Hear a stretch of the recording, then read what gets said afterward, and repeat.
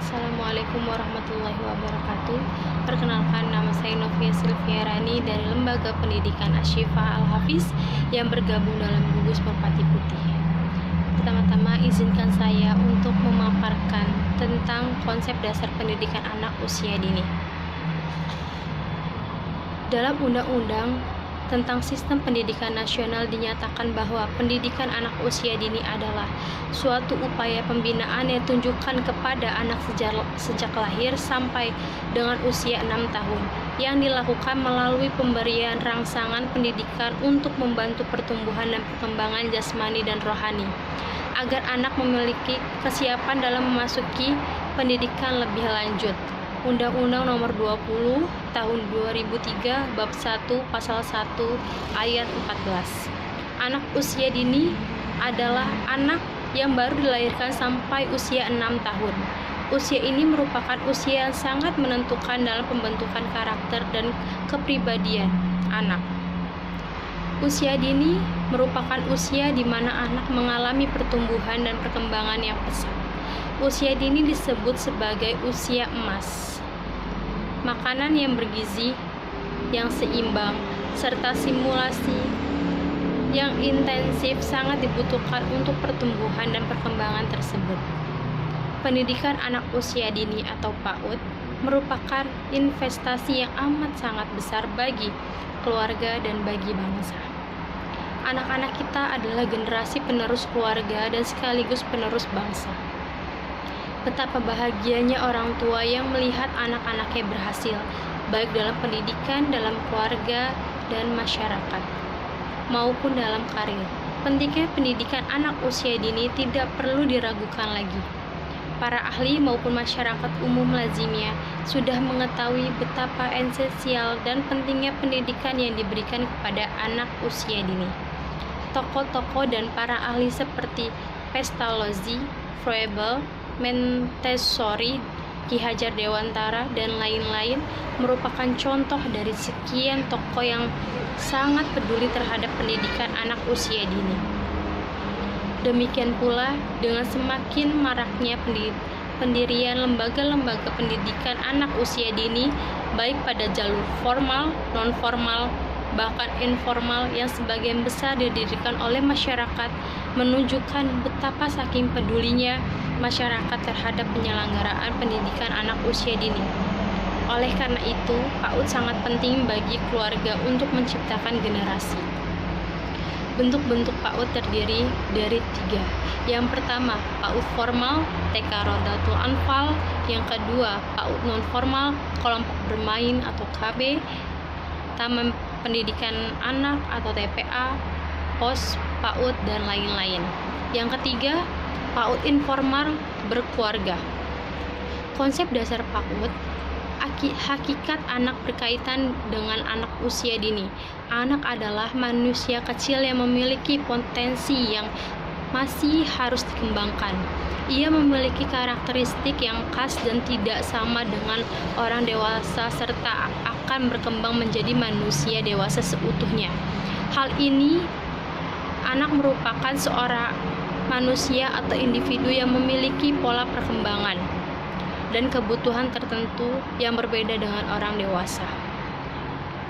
Anak memiliki berbagai macam potensi yang harus dikembangkan, meskipun pada umumnya anak memiliki perkembangan yang sama, tetapi ritme perkembangan akan berbeda satu sama lain karena pada dasarnya anak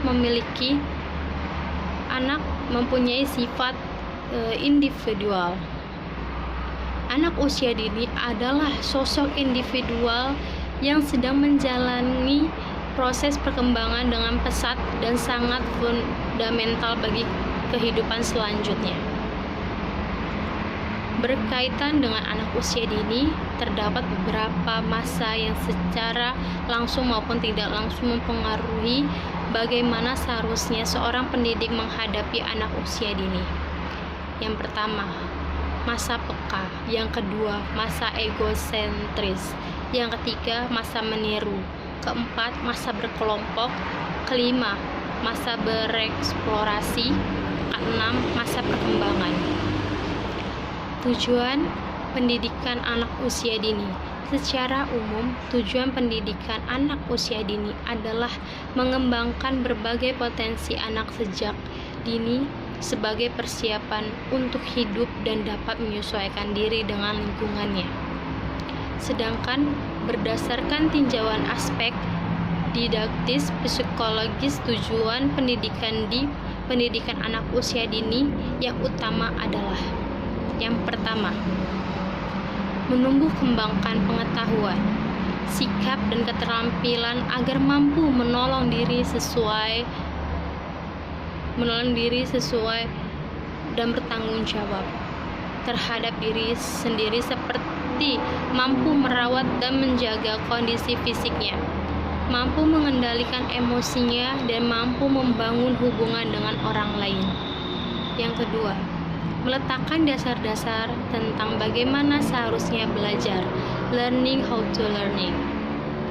Hal ini sesuai dengan perkembangan paradigma baru dunia pendidikan melalui 4 pilar pendidikan yang direncanakan oleh UNESCO, yaitu learning to know, learning to do, learning to be, and learning to live together.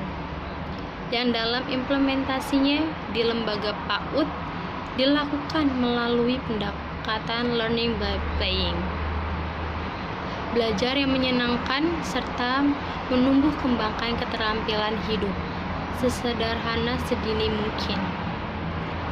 Fungsi pendidikan anak usia dini. Program kegiatan bermain pada anak usia dini memiliki sejumlah fungsi, yaitu: pertama, untuk mengembangkan seluruh kemampuan yang dimiliki anak sesuai dengan tahap perkembangannya. Yang kedua, mengenalkan anak dengan dunia sekitar. Yang ketiga, mengembangkan sosialisasi anak. Yang keempat, mengenalkan peraturan dan menanamkan kedisiplinan pada anak. Dan yang kelima, memberikan kesempatan kepada anak untuk menikmati masa bermainnya.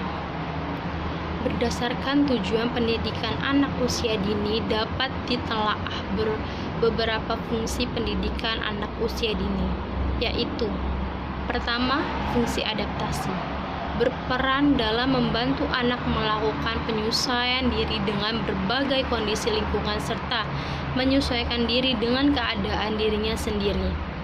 Dengan anak berada di lembaga pendidikan anak usia dini, pendidik membantu mereka beradaptasi dari lingkungan rumah ke lingkungan sekolah.